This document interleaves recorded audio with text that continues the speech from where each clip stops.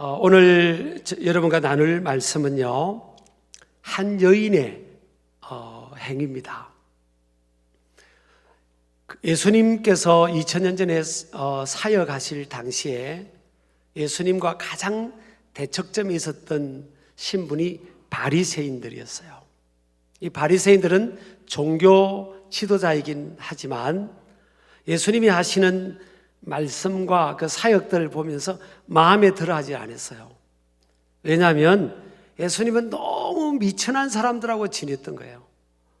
자기들이 소위 정죄하면서 죄인이라고 정죄했던 그들과도 예수님은 같이 함께하고 식사도 같이 하고, 이러니까 예수님이 하시는 일들이나 그 사역이나 예수님 자체가 바리새인들의 눈에 볼 때는 그냥 눈에 가시와 같은 그런 정체성이었죠.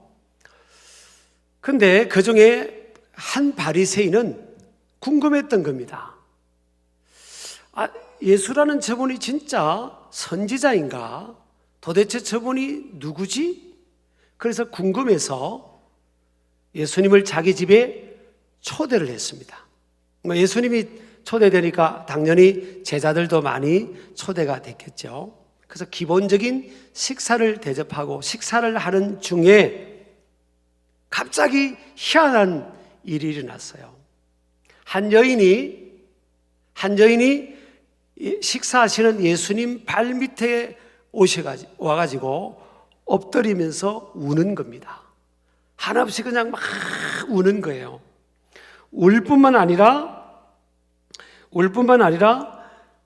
눈물이 이제 예수님 발에 떨어졌으니까 자기 머리카락으로 예수님 발을 이렇게 닦는 겁니다.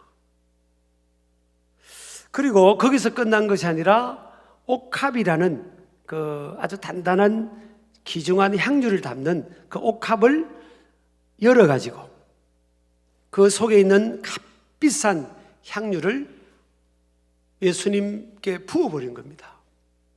갑자기 이 일이 예측한 사람이 아무도 없는 상황에서 일어났어요. 많은 사람들이 당황했겠죠. 그때 그 광경을 보던 그 집주인인 바리새인, 이름이 시몬입니다. 그 사람이 속으로 생각을 한 거예요. 거봐. 그 예수라는 저분 말이야, 저 가짜야, 가짜. 내가 그래도 선지자인 줄 알았는데 선지자도 아니구만. 선지자는 천리안을 보는 사람으로 그 당시 이스라엘 백성들이 알았어요. 그리고 선지자는 거룩한 사람들이기 때문에 자기들이 생각할 때는 그 하찮은 사람들, 또 죄가 많은 사람들, 죄를 많이 지은 사람들과는 함께 할 수 없는 사람이라고 생각을 했죠. 근데 예수님은 두 가지 다를 한 겁니다. 이 여인이 누군지를 그 바리새인 입장에서 볼 때는 모른다고 생각했어요. 이 여인이 도대체 얼마나 많은 죄를 지은 사람인지를 몰랐다고 생각한 거죠. 오늘 성경에 보니까 이 여인을 일컬어 죄인인 한 여자라 그렇게 돼 있어요. 당시에 이 공인된 죄인으로 일컬어지는 사람은 몸을 파는 여인과 세리였습니다. 그 당시에 이 세리들은 세금을 많이 포탈해서 일정한 금액만 로마 당국에 상납하고 자기들이 가진 거예요. 그러니까 백성들의 막 피를 빨아먹는 사람들이라서 공인된 죄인이라고 취급을 받았고, 몸을 파는 여인은 어느 시대든지 좋은 그런 대접을 못 받았죠. 그래서 그들과는 관습적으로 보면 함께 하면 안 되는 거예요. 유대인들이나 하나님 백성들은 그들과 함께 하면 사회적으로 지탄의 대상이 되는 그런 상황이었어요. 그런데 그 여인이 밥을 먹는데 식사를 하는 중에 예수님 발 앞에 와서 엎드려서 한없이 울고, 또 머리카락으로 예수님 발을 닦고 그 향유를 부어버렸으니까 이건 말도 안 되는 상황인 겁니다.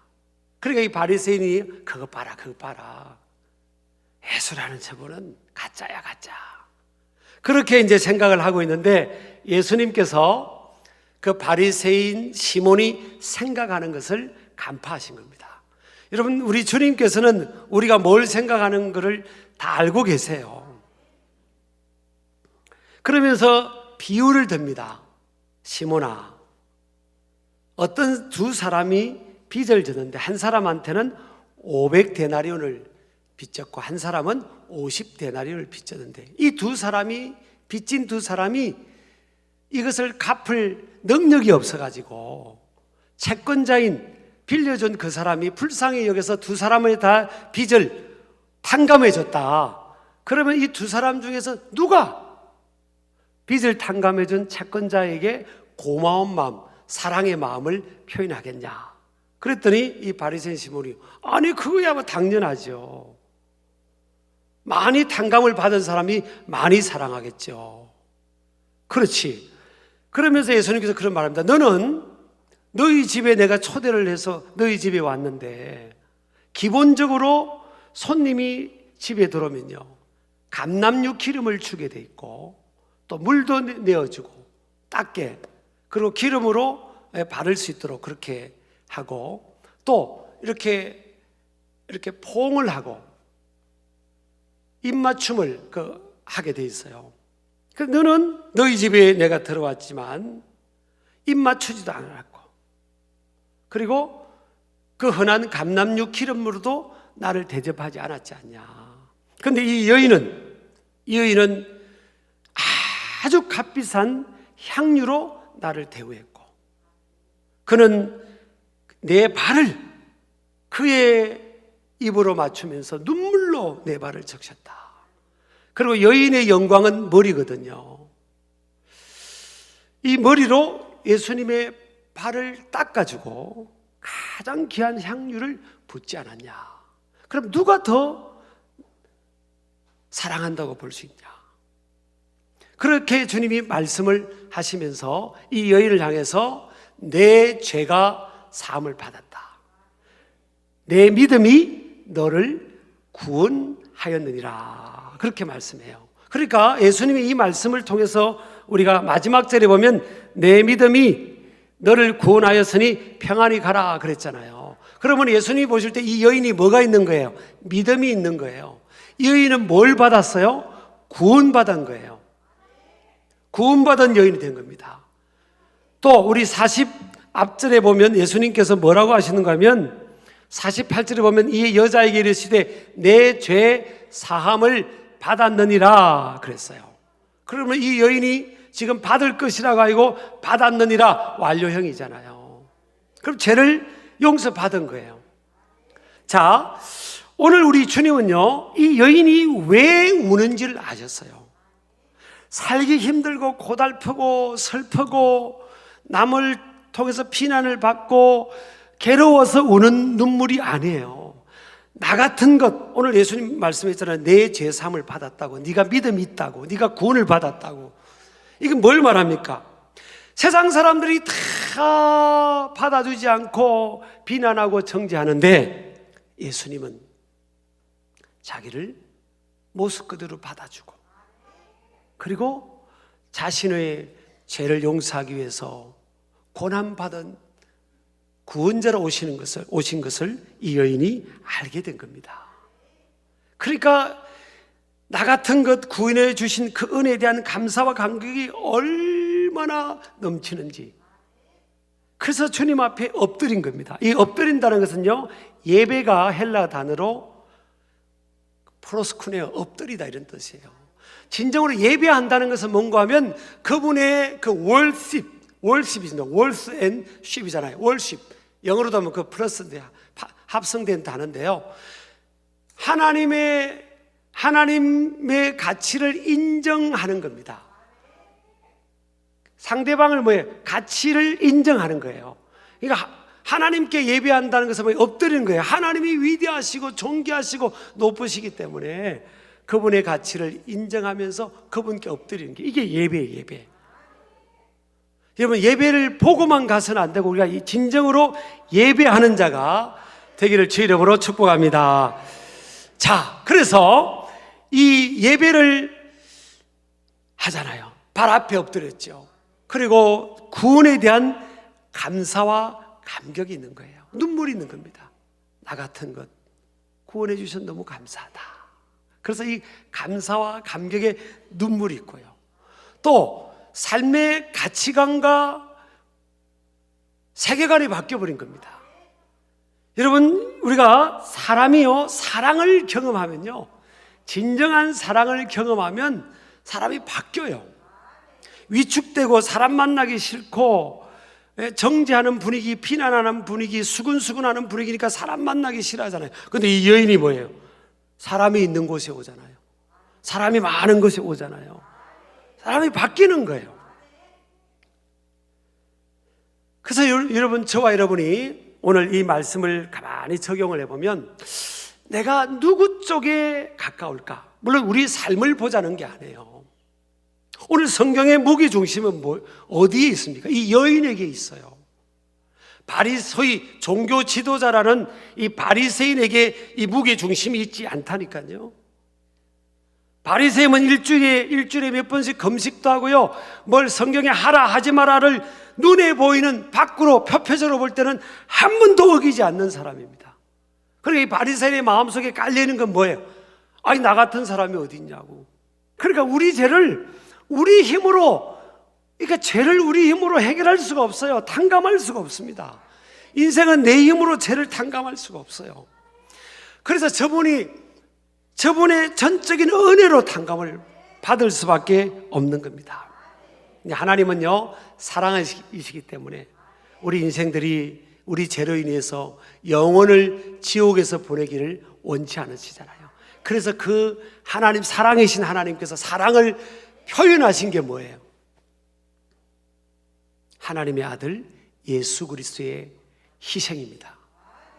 하나밖에 없는 only begotten son, 하나밖에 없는 하나님의 아들 독생자 예수님을 우리 스스로 우리 죄 문제를 해결할 수 없으니까 이 죄로 인해서 죄의 대가로 영원히 엄부 지옥에서 영혼을 보내야 되는 우리 인생들을 구원하기 위해서 하나님은, 사랑이신 그분은 하나밖에 없는 하나님의 아들 독생자를 우리 대신 죽음의 자리에 내어주신 거예요. 이것을 이 여인이 깨닫고 알고 믿게 된 거예요. 내가 죽어야 되는데 하나님의 아들이, 죄가 없는 그분이 나를 대신하여 십자가의 고난 당하기 위해 오셨구나. 그걸 알게 되는데, 나를 위해 대신 죽으실 분이 그분이 예수님인데 이걸 아는데 눈물이 나지 않겠습니까? 이걸 아는데 그분 앞에 엎드리지 않을 수 있겠습니까? 이걸 아는데 그분이 내 귀한 머리로 그분을 발을 닦지 않겠습니까? 이걸 아는데 내 귀한 향유를 그분께 부어드리지 않겠습니까? 근데 이걸 더 알아야 된 이 바리새인은요, 모르는 겁니다. 왜? 영적으로 눈이 어두워져서 모르는 거예요. 그러니까 왜 어두워졌다고 우리가 알 수 있겠어요? 비난하거든요. 비난한 겁니다. 사람을 비난하고 정죄하는 겁니다. 저거 봐라, 저거. 아이고, 저거 못돼 먹은 저 언제 저거 정신 차리려나? 자기가 정신 차려야 되는데 척하면서 살 수 있을 뿐이지. 제가 2부 예배 때 그랬어요. 들킨 도둑, 안 들킨 도둑이라고. 여러분, 하나님의 빛 앞에 우리 인생은요, 설 수 없는 죄인입니다. 설 수 없는 죄인. 믿으시기 바랍니다. 설 수 없는 죄인이라니까요. 다 아는 것 같은 이 바리새인은 어떻게 보면 뭐예요? 자기 자신도 모르는 거예요. 정말 영적으로 무지한 존재입니다. 근데 모든 사람들이 손가락질하는 이 여인은 예수님을 마음의 믿음으로 자기를 새롭게 발견한 겁니다. 새로운 자기 자아를 만난 거예요. 항상 궁지에 몰리고 위축돼 있고 사람 만나기를 두려워하던 그 인생이요, 이제는 사람 앞에 뛰쳐나가지 않습니까? 누가 뭐래도 그분 앞에 뛰쳐나가서 그분께 예배하고 그분을 향해서 자기 마음을 고백하고 표현하지 않습니까? 여러분요, 사랑이 그래서 사람을 바꿔놓습니다. 믿으시기 바랍니다. 따라합시다. 사랑이 사람을 바꿔놓는다. 여러분, 이 참사랑, 하나님의 사랑을 경험하기를 주의 이름으로 축복합니다. 자, 이 여인이 가진 그 옥합의 속에 향유를 부으니까요, 향유 냄새가 그 집안과 주위를 진동합니다. 이게 향기입니다. 향기. 사람이 주님을 만나고 진정으로 하나님의 사랑을 경험하고, 그리고 그렇게 자기 자신의 귀한 것들을 섬기고 내어주며 살아갈 때, 그때부터 사람에게는 뭐가 납니까? 향기가 나타납니다. 향기. 그 향기로 주변에 긍정적인 영향력을 끼치며 살아가게 되는 거예요. 저는 이 여인이 주님의 제자가 되었다고 믿습니다. 여러분, 우리 교회가요, 한국교회 역사가 이제 정사로 이렇게 보면 130년이 넘었잖아요. 시작할 때 초창기 때는 마이너였습니다. 마이너. 어느덧요, 우리 교회도 보니까 40년 건속자 보니까 수두룩합니다. 50년 건속자도 많으시더라고요. 어떤 분이 이제 2대, 3대, 4대. 우리 저같이 우리가 7대를 믿는 거예요, 지금. 고조 할아버지 때 참 기독교 예수님을 받아들이고 장로님이 되셨는데, 보니까 저 손자, 손녀까지 7대를 믿어요. 이제는 메이저가 되어버린 겁니다. 마이너가 아니고, 한국교회가 우리 사회에서. 종교로 인구 수도 제일 많아졌어요. 어느덧 우리가 믿는 수도 갓 믿는 믿은 분도 계시지만 5년, 10년, 20년, 30년, 40년, 50년. 제가 뭔 말씀을 드리려고 하면, 이렇게 우리가 살아가면서 우리가 말씀 앞에 우리 자신을 리뉴얼, 새롭게 하지 않으면요, 우리도 모르게, 저도 모르게 바리새인이 된다니까요. 그리고 세상을 정죄하는 겁니다. 아유, 저것들 보라고. 저놈들. 아유, 언제 저 정신 차려야지. 주위에 우리 연약한 사람들도 보면 그렇게 정죄하는 겁니다. 바리새인이라는 그 위치가 아니라도 바리새인적으로 살아간다니까요. 여러분, 성경에 누구를 비난하라, 정죄하라, 심판하라 이런 구절이 한 구절도 없는데, 우리는 어느덧 비난도 하고요, 손가락질하고 정죄도 하고, 그러고 살아가고 있는 겁니다. 저는요, 교회 지금 코로나로 모이는 숫자가 적어서 이게 위기가 아니에요. 지금 한국교회 지금 우리 이 내면이 저를 포함해서 이게 문제입니다. 지금 이게 우리 어느덧 우리가 시간을 지나면서 메이저가 돼가지고요, 감격이 없는 겁니다. 감격. 여러분, 말씀 받을 때 감격 없으면 바리새인으로 지금 가고 있는 거예요. 지금 주님을 묵상할 때 나 같은 죄인을 구원하신 은혜에 대한 감사와 감격이 없다, 그럼 저를 포함해서 우리가 지금 바리새인화가 돼가고 있는 겁니다. 정신 바짝 차려야 됩니다. 사실은 점검해야 돼. 점검해야 된다니까요. 그래서 아까 제가 나는 우리 김집 그 아기 있잖아. 아기 누구예요? 아기 이현이 엄마가, 난 장로님 딸인 줄 알았어요. 그때 만났거든, 부모님을요. 집사님. 그래서 내가 집사님이 더 높다고 그랬잖아요. 우리 장로님들도 그러고 있습니다. 목사가 제일 높습니까? 지금 목회자가 제일 높아요? 위치가 교회의 리더십을 발휘하라고 저를 담임 목사로 세워줘서 그렇지, 교회의 리더십으로서 이렇게 하는 거지, 제가 이리 오너라 그렇게 해야 됩니까? 내가 그렇게 하라면 할게요. 다 때려잡지 그냥. 섬기라고 있는 거지. 섬기라고, 겸손히 섬기라고 있는 거잖아요. 그래서 장로님들이 더 낫고 목회자가 더 낫다 생각하고 살아가야 되는 겁니다. 여러분, 그거 절대 착각하면 안 됩니다. 자, 여인 보세요. 자기가 가진 평생의 그 향유를 다 붓지 않습니까? 그래서는요, 제가 현역으로 있는 동안에 우리 교회는 이렇게 가려고 그럽니다. 하나님이 제 마음에 마음을 주시고 성경을 읽다 보니까 그렇더라고요. 우리는 여러분, 신길교회가 제일 제가 타락하기 쉬운 우리 교인들 중에서, 우리 신길 가족들 중에서 제일 타락하기 쉬운 사람이 누군지 아세요? 저입니다. 저. 그러니까 기도를 해주시든지 말든지 알아서 하세요. 담임 목사라는 위치가 제일 위험한 거예요. 제가 타락할 거라는 게 아니고, 이게 목에 힘이 들고 바리새인, 뭐 크게 가서 뭐 윤리적으로 일탈, 이게 타락이 아닙니다. 여러분, 목에 힘이 들어가고, 여러분, 이게 문제라니까, 이게요. 그럴 가능성이 가장 많은 자리입니다, 사실은. 분위기가 싸해요. 그렇다니까. 저는요, 내가 굳어지면 나는 끝났다. 굳어지면 그때부터 성령님이 떠난다. 굳어지면 성령님이 그때부터 쓰시지 않는다. 저는 끊임없이 우리 부부는 그 생각합니다. 서로 나눕니다. 우리 교회도 마찬가지고요. 여러분, 이 여인과 같이 돼야 되는데, 우리가 여인보다 나은 게 뭐 있습니까? 이 여인은 태어나면서 뭔가 환경적으로 너무 살기 힘들고 가족 부양이 힘들어서 잘못 생각하고 그런 직업에 종사했을 수 있겠죠. 근데 이 여인보다 나은 게 우리에게 뭐 있습니까?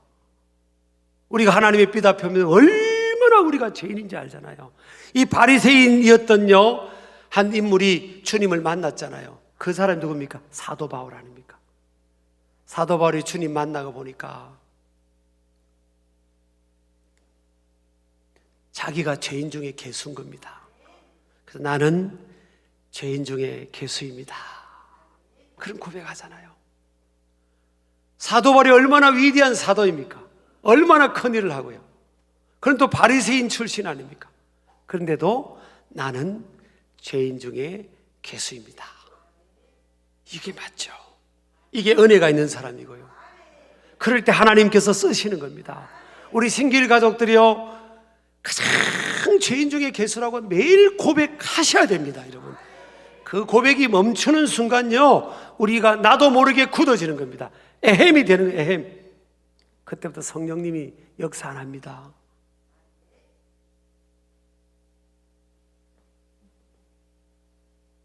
물은 여러분 밑으로 오릅니다. 밑으로.